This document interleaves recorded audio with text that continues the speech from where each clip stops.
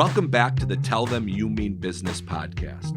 In honor of Veterans Day, we've invited Neil Willenson, co-founder of Camp Hometown Heroes, here to tell you about the amazing work he does for the children in our community who have suffered the loss of a loved one in service. Hear how Neil started Camp Hometown Heroes, learn more about his career in philanthropy, and finally listen as Neil is put in the Hupy hot seat to answer questions about camp safety.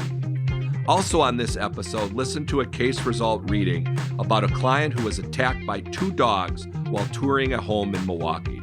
Stay tuned for all this and more here on this episode of Tell Them You Mean Business. I am excited to be here today on the Tell Them You Mean Business podcast with Neil Willenson, the co-founder of Camp Hometown Heroes. And Neil, I've known you now, boy, I think it's been over 5 years for sure. And when I heard that you were coming here today, I have to tell you, I was super pumped because I would say Camp Hometown Heroes, when I went out there for the first time, it was really a life-changing experience for me to see all the amazing things that you guys are doing there. I'm excited for us to talk about it. I'm excited to talk about you and all the amazing things you do. But I just first off wanted to say thank you for taking time out of your busy schedule to be here today. It's an honor. Thank you. I know we've interacted at camp. It's fun to be. This is a great studio. Yeah, I'm impressed, and it's really nice talking to you. So tell us how long you've been involved in Camp Hometown Heroes, how it started, and where you got this vision to do something so amazing for kids that have had like the ultimate tragedy happen to them. I mean, it seems like we founded this yesterday, but it actually has been 10 summers now. So we celebrated 10 summers of service for our Camp Hometown Heroes program and 5 summers of service for a similar program for kids that have an incarcerated parent called Camp Reunite. So This is really a milestone summer. But Jim Kazmarek, who is the owner of Kazmarek Enterprises and Capco, it's where I'm employed as a VP of philanthropy. He wanted to help military children, and I came from a camping background. I had founded when I was in my 20s, young 20s, a summer camp for kids that had HIV/AIDS. And I learned very quickly that for kids that were affected by trauma, kids that had a secret, kids that had some social isolation, kids that were grieving, to be in an environment where you can finally say the words, me too. Oh, I'm taking medicine. You're taking medicine? Me too. Yeah. You lost your father to suicide? Me too. It's liberating. It's empowering. And I knew that. So when Jim said I wanted to help military children, I said, well, why don't we try a one-time, 1-week summer camp? We'll call it Camp Hometown Heroes because these really are heroes. They've made the ultimate sacrifice. And that was 10 years ago, and the program made such a profound difference, and we saw it before our eyes. We saw kids go from, isolation to openness, from feeling hopelessness to hope. We saw it where Jim said, oh, we got to roll up our sleeves and grow this thing and make it even bigger and better. And that was the founding 10 years ago. Wow, that's great. And we've been out there, and this program is so great, everyone, that my employees have absolutely embraced, wrapped their arms around it. We're there every year trying to help make the camp better. It is such an amazing, feel-good place. For something that's so bad that's happened to kids, I know when I walk in that camp and I know we're helping clear grass or make the pond better or do something, and these kids are coming from all around the country to this camp. It's just a feel-good place. Like, these kids are going to be happy about coming to Camp Hometown Heroes this year. One of the things I was surprised about is just the reach of this program. Mm-hmm. Talk about how far away these kids come every year to go to camp. I mean, it's really awe-inspiring. I just want to interject on what you said before, because I let our camp director, Andrew Gappa, know, who's been with us for 10 years, that I was coming here today. And he said, they have transformed our camp, Hupy and Abraham. Your employees, your teammates, yourself. The whole name Turning Rivers is about our access to the river. You couldn't see the river before Hupy and Abraham came to us a few years ago. And it's the land is completely transformed. So I wanted to thank you for that. The kids come from 40 states because service members come from 50 states. Right. And we fly them in at no cost all the way from Hawaii and Alaska. And this program's funded by literally thousands of contributors. So it's a national program. It's a national issue. And if there's a group of children that are deserving healing, it's ones who have made this lifelong sacrifice for us. These are all kids that lost a mother, a father, a brother or sister who served in the military, not necessarily through combat, but many of the men and women come back very deeply changed and wounded. Yeah. And we have a growing number of kids that are affected by suicide as well. Yeah, it's terrible. When is camp is it the same time every year? June, July, August, we pick this was the first summer we actually grew to 3 weeks through the support Wow. of some foundations, the Yance Valor and other foundations. So we raised a record amount of money and served, more than 200 children this summer. And let's talk about the process. What happens when they're there? Talk about the activities they do. I mean, for someone that has never been there, and Yeah. God, it is so great to see these kids interacting. I've been to camp multiple times, and when you're there early in the session and you see the first time campers come and they're kind of quiet and shy and reserved, and then by the time the week goes on and they've been around, as you said, with these other children that are similarly situated, and you see them kind of be able to crack that shell a little bit and just be happy and enjoy and understand there's other kids there. How do you get them through that whole process? What do they do when they're there? Walk us through all that, because you guys really do amazing work. The staff led by Kenzie Gonzalez and Deb Paschke and Andrew Gappa and Tommy, and it's an incredible camp. And they have decades of experience in working with kids facing trauma, but also in just team building. So the first thing they do is they let the kids know this is a bully-free atmosphere, that for us to work in our mission, for us to succeed in our mission of creating a place of openness and unconditional love, we need to be cool to one another. Yeah. So there's no tolerance to people being unkind. So we put the ground rules down and we enforce that. So it really is a beautiful environment. But I would say that, there's new friendships that form pretty quickly, and that's up to the young camp counselors to really foster that. Yeah. But a visitor to the camp would see the same activities you see at any summer camp. We have an alpine tower that's 45 feet tall, climbing walls, swimming, aquatics, the river area that you improved for us in the pond. But if you look deeper, there's grief counselors there. They do art therapy, music therapy, relaxation, breathing exercises, conflict resolution, anything that we can do to help these kids cope. And, one illustration, I'll just read this to you because this is actually 10 years old now. I was looking at this today. I think there is sort of almost the name, when you hear camp, you instantly think of, Kumbaya and camp songs and marshmallows, and all of that happens, and that's great. But the impact is so much more transformative than that. And I'll just read one quote. This is really my favorite one. So a mom wrote to us literally the day camp ended. She said, "I just wanted to let you know that after an hour of returning home, John received a message from one of the other campers. He was so touched by that, he actually sat down by me and cried. He cried for 2 hours, which he has not been able to do since the death of his father. I've had both the boys in counseling and have had them there for 4 years. This is the first time we've had any kind of breakthrough at all. He informed me that he finally cried at camp as well. He believes that now he will be able to move forward as God intended. Oh my God, I cannot believe this is happening. What a miracle this camp has been. Thank you to all those wonderful camp counselors for opening my baby's eyes to a much better world. I'm so looking forward to our future." And when people think of camp, they don't think of this impact that you take a child that was living in isolation, that was living with painful lifelong grief, and you let them know that despite what has happened to you, and it is painful, that there's other people that truly can understand and that you can still have a brighter tomorrow. This young man's married, he's employed, he's in his 20s, and he's doing great. He's living a good life. Yeah. When I was talking to some of the campers, one of the years I was there, I think one of the things that touched me the most was the child said to me, I understand when I go to school regularly, whether it be my teacher or friends, they're well-intended when they say to me, I understand how terrible this must be. And, I'm here for you and whatever. And what he said to me was, and I will literally never forget it, is that no one understands what I've gone through except for these kids that are here with me at camp, because they know exactly what I've gone through. Right.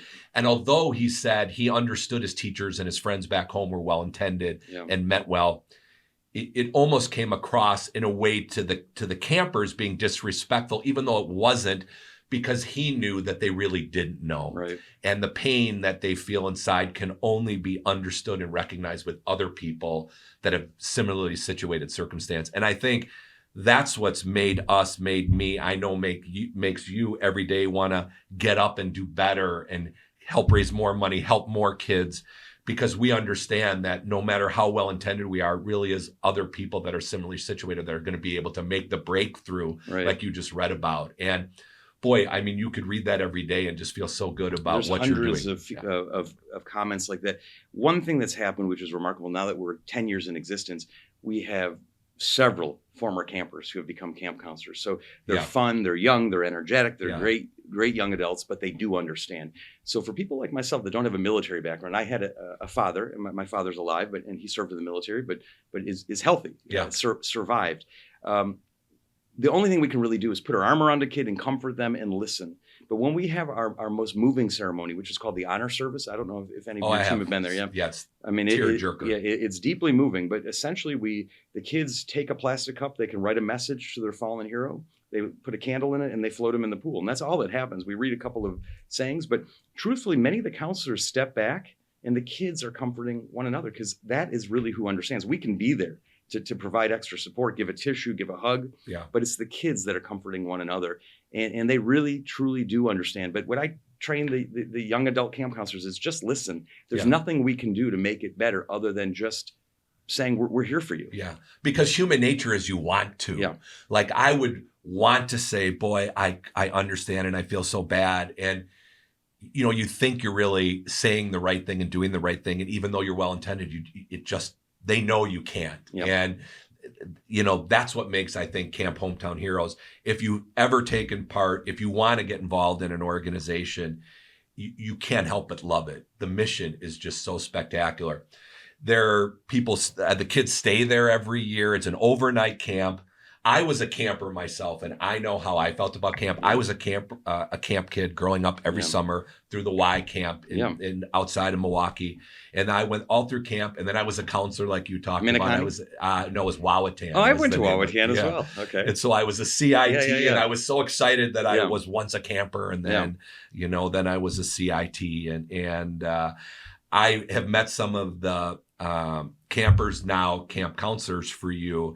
And that must just feel so amazing for them because they know how beneficial Camp Hometown Heroes was for them. And then to be able to keep giving back. I mean, I can only imagine how great that feels. We had about a dozen come back this summer. Many can't come back for the whole summer. It's just hard to get camp counselors in general. We're always looking. It's hard to find those that can make a 10-week commitment because in addition to Camp Hometown Heroes, we do a number of other programs for kids facing trauma. But we brought back just shy of a dozen former Camp Hometown Heroes for 1 week or 2 weeks, and they were remarkable. They really understand what the program's all about. How many times can a camper keep coming back? Is there any requirements, or is it after a certain amount of time you really want to help somebody else? It is tough because it's a progressive program. It's not one and done. Healing is, you don't come to Camp Hometown Heroes and you're instantly healed. But one example, there was a boy from Port Washington, Wisconsin, that came for 3 years and told his mom, you know what, I'm actually feeling really, really good now. I'm feeling good, and I'm ready to move forward in my life, and gave that spot to someone else. So that happens. But most of the kids stay for 5 years or more.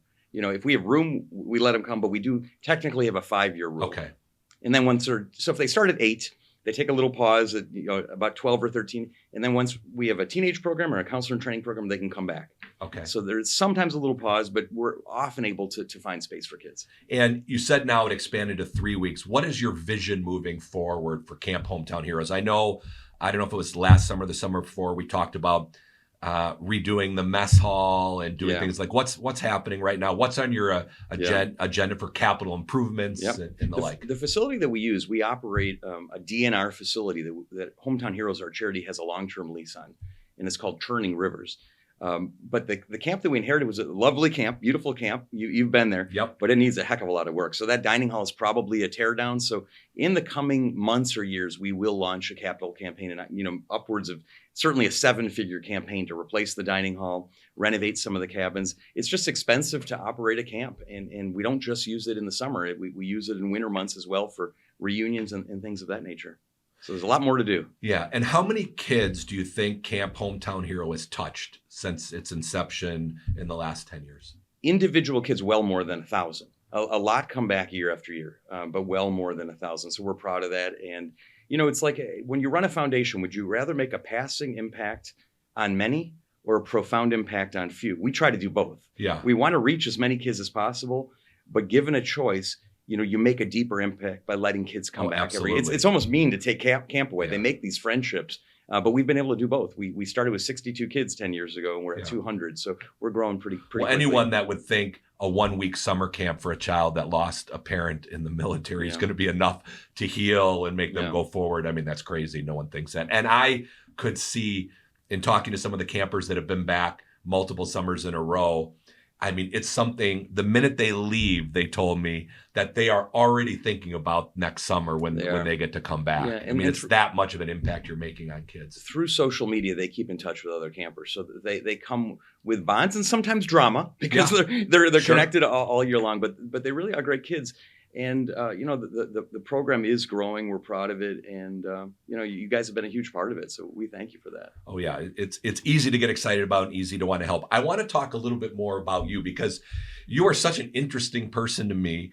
And I'm bored with myself. I don't want to talk about me. Oh, no, I want to talk about you because I think you're extremely interesting and you've done so much to make our community a better place. Thanks. And people like you need to get the recognition you deserve for doing all this amazing work. And what got you excited about making a difference in the community? We talked a little bit about before we started the podcast, but what started this in Neil's life saying, wow, I want to go this nonprofit way because I think I can make a difference and I'm going to do that? Definitely not the career or the journey I thought was going to happen for myself when I was a young man. But I think I grew up in a middle class or upper middle class Mequon lifestyle, 2-parent household. Really didn't have a worry in the world. And you either take that experience and you take it for granted, or maybe you come into the city and you recognize, whoa, why is that person sleeping on the street? Yeah. And my parents, they weren't like radical activists or politically motivated. They were just good, decent, are good, decent people. Still blessed to have them in my life. And I think just taught me the value of treating people with kindness. And I think for me, it's frustrating. You watch the first 10 minutes of the news and 9 out of 10 times it's all negative news. Yeah. And the world is not that bad. The world's actually a good place, but we're surrounded by so much negativity that we see, and especially with social media now, people are so mean to one another. It's terrible. That sometimes you just want to turn the channel. And I literally do that. That's for like self-preservation. You got to turn the channel. But other times you want to say, okay, you can't just shrug your shoulders. You roll up your sleeves and say, there's a problem. If I only help one person, I learned that there's 10,000 kids that lost a parent through military service since the wars after 9/11. And if we helped 1,000 of it, we helped 10 of them, it's worth doing. Absolutely. And so I learned very, very young, in my high school years that we could do something. So we held rock concerts for the homeless in Milwaukee, and we raised $8,000 as high school kids. But I learned two things: that it felt great to give. We weren't solving homelessness or poverty, but that did pay for some food and maybe some housing for people. But more importantly, it got dozens of teenagers involved. So everything that I do and everything that Jim Kazmarek, our CEO and president, every wonderful man, but everything that he leads, our Kids to Kids Christmas, where we collect 25,000 toys, it's all about kids helping kids. Because you said when you started this episode that you were profoundly impacted and your staff have been. So while we make a difference for the kids, the recipients, we are also deeply touched as well. And so I learned two things. It feels good to give. It was changing my life, and it was changing the lives of now thousands of volunteers across the country. So I was hooked. So I kind of detoured my life where I had hoped to be an actor and a TV producer. I met a little boy with HIV in Mequon. I learned that his pain did not come from the disease. His pain came from people being cruel to him. This is in 1991. That young man, 30 years later, is now a minister at 2 Lutheran churches. He's accepted. He's married. He has a child. He's adopted a daughter. And it was a 30-year journey of really looking at kids that face trauma and saying, look, I haven't been affected by any of this. Yeah. I don't feel an obligation. I feel it's a privilege to be able to use some of my time, treasure, and talent to help these kids. Yeah. I'll tell you, this podcast, being one of the owners of Hupy and Abraham, where we have a mission statement that says we're going to give back based on our successes, and we really mean it, has given me this opportunity to meet some of the most amazing people doing so many great things. And it's really kind of changed my life. And it's talking to people like you, seeing what you do every day on social media, seeing how hard you're working. It actually pushes me to say, God, you need to do more. And I think that's one of the primary reasons we're doing this podcast, is to be able to get people to see people that are making a difference. And hopefully we can empower and passion and get other people to get excited because there are so many different ways we can make a difference in people's lives if we just get off the chairs, turn off the TV, and just want to. It's abundantly frustrating not being able to do something, but the reality is in every situation that we see that's negative, we can do something. Absolutely. It might help one person. I love these Instagram videos. His name is Dr. Motivator, MD Motivator. All he does is if someone does something nice, it's not that we want to be rewarded, but the first person, he'll go up to someone and say, hey, can I have $1? I need the bus. The first person that gives him $1, he gives him $1,000. And it's just about sharing kindness. And it's saying that, you see a piece of litter, don't assume someone else is going to pick it up. You pick it up. Right. We all can do little things that will help this world. We need more kindness right now. Absolutely. And I want to talk just lastly before we let you go, because I don't want to take up any more of your time. I want to talk about how people can get involved in helping Camp Hometown Heroes. Yeah. So tell us the website. Tell us how someone can find out more information if they want to. And then I'm going to talk about a couple of the other things that you do that we're involved with that can help raise money for Camp Hometown Heroes. So camphometownheroes.org. Okay. And it's HEROES. Sometimes some people misspell it, but on there is information about volunteering. That's a key role. It's tougher to get camp counselors. So we have people that stay all summer, and it's a slightly paid position. You don't get rich, but you get enriched. Yep. But then we have people that come for a week, and then we own this camp or run this camp year round. We have people come up like Hupy and Abraham and do landscaping, clear trails, paint buildings, clean, do laundry, prepare the facility for the campers. And we're looking for people for that. We have a giant charity event. We just completed it, but we look for auction items every year. There really are a few significant ways that people can get involved. And that's the Grand Slam Charity Jam? It is, yeah. We just raised $250,000. We had Jim Belushi and the Docksiders this year. It's always, that's amazing. Always a fun event. Well, I can't thank you enough for all you do to make the community a better place, help these kids. But before we let you go, we have all of our guests take part in a little game that we play, and it is called the Hupy Hot Seat. Now, only play if you come to camp and play Gaga with the kids. Will you do that? I will absolutely commit. I play a game, you play a game. Absolutely, right. I'm happy to do it. Hupy Hot Seat. Let's do this. Yes. So today we're playing the Hupy Hot Seat. It's the Camp Safety Edition. We're going to ask you 3 multiple choice questions. I got to call Andrew Gappa, but I'm going to do my best here. Okay. So how far should campfires be from structures such as trees? 15 feet, 25 feet, or 30 feet? You're going to make me look so bad. Okay. 15. 15, 25, or 30. Let's go with 25 feet. You are right. See how smart you are? It's a pure guess. No, you absolutely. Okay. I'm 1 for 1. This is good. Yes. Andrew Gappa will be proud of me. What is statistically the most dangerous camp activity? A, the obstacle course. B, swimming. Or C, kayaking. Statistical? Okay. Statistically, they the most say to dangerous. Always answer B if you don't know an answer. So, obstacle course. Obstacle course A, swimming B, or kayaking C. I'm thinking swimming. I would have thought swimming too, but the answer is kayaking. Is it really? Believe it or not. That's interesting. Okay. Maybe because it turns over and then people may not be able to swim well enough, may not have life jacket. Fair enough. Okay. 1 for 2. Yeah, exactly. Okay. True or false? So you got a 50-50. This is good. Okay. True or false? You can safely roast s'mores over a gas fire pit. A gas fire pit. Yeah. True or false? You can safely roast s'mores over a gas fire pit. Do I have a phone a friend? No. Oh man. Okay. Let's say no.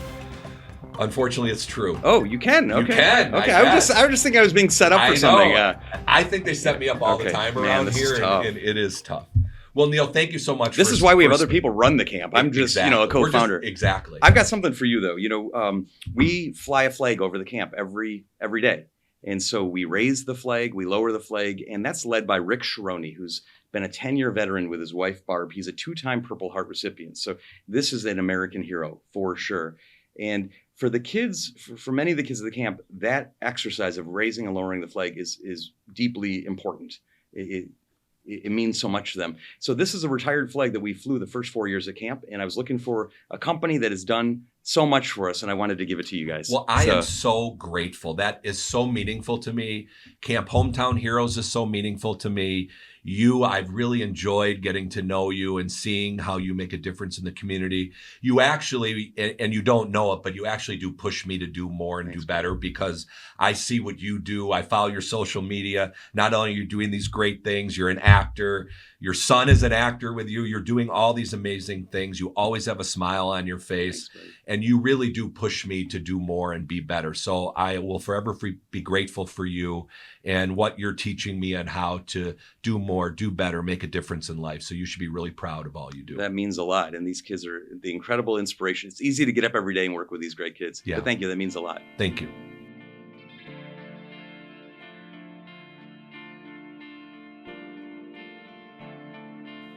Case result reading. Our client was walking with a realtor while touring a home when a neighbor's 2 dogs ran across the property line and attacked. Our clients sustained injuries to their arms while attempting to protect their face and head from the attacking dogs. Our clients sustained scarring on both arms and suffered anxiety from the event. Attorney Hannah Dockendorf fought for her client and after extensive negotiation received $15,000 for her client without having to go to suit. To view more cases like this, visit Hupy.com under the Results section.